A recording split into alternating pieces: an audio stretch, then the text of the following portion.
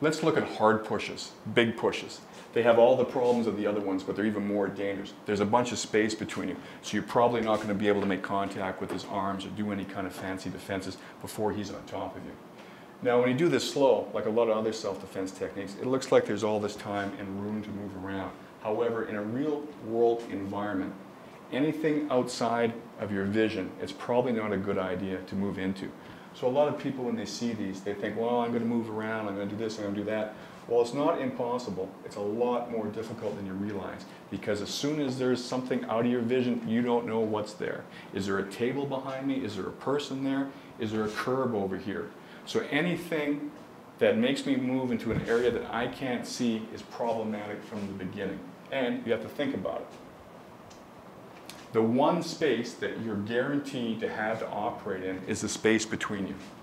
Seems obvious, doesn't it? Because the attacker, in order to attack you, has to have a clear space. But when it comes to the fraction of a second you need to make decisions about where to go, the one place you know is free is the space between you and him. So that's one of the basic jiu-jitsu concepts about shutting down attacks and smothering them, is to be able to get in on the guy before he's able to make complete use of that space. The big push winds up, he may bend his legs, hits you hard, and if he gets you square, there's a good chance you're going to be knocked over or at least down. Pretty basic. Why it's so dangerous is because for this moment, as he hits me, from this moment until I recover my balance, there's nothing I can do. I can't punch the guy, I can't kick the guy, I can't flip the guy, I can't take him down on the ground and do a guard pass or whatever sport techniques you've been trained in. I'm destabilized, so I have to prevent that. Originally, the original Brazilian Jiu-Jitsu one that I learned many years ago was to go between the arms and get a flip, something like this. With a lot of practice, it can work. There's two main problems with this. Number one is that throwing an opponent is a skill in itself. You have to spend a lot of time on the mats doing your nege-waza or throws. You need to do your judo or your stand-up jiu-jitsu. And that's another area of practice you may not have time to do. Secondly, it takes more time to be able to break the momentum, turn my body, and set the fulcrum, which is my hips.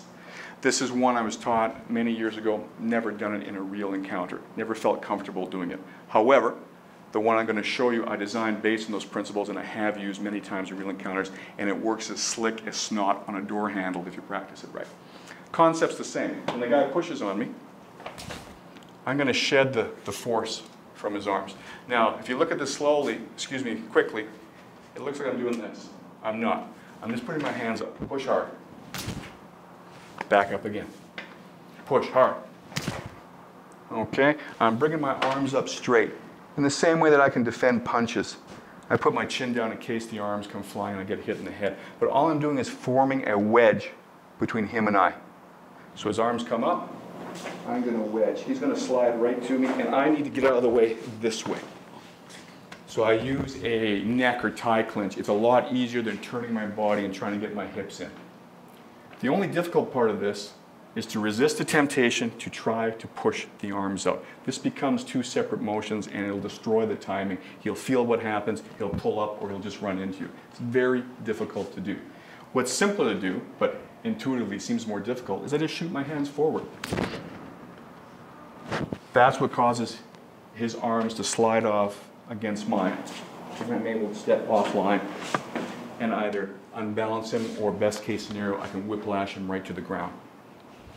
Remember, for that moment that he's preoccupied with pushing me, he expects contact to happen at this moment. He's putting everything he can into it. When that contact isn't there, but he doesn't get the information, he doesn't get a sudden stop, his brain gets the idea, I just have to push farther, I just have to, where is he, where is he, where is he? That makes it really easy to keep a guy off balance. So the idea is I just have to make sure that my arms are on the inside of his arms. So I aim for his shoulders, very much like the old punch blocks that we do in jiu-jitsu. So as he begins to push, I just make sure my arms are on the inside. His force is going to come sliding right by me. I'm going to feel it, very much like the pushes we did earlier with the web of my hand. Instead, I can feel it along the outside of my forearms.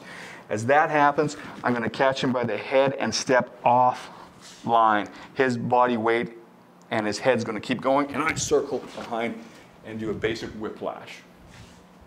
You won't always get the takedown, depending on how heavy he is. That's always a factor. It's more difficult to throw a heavy guy off of balance simply because gravity is acting on him heavier.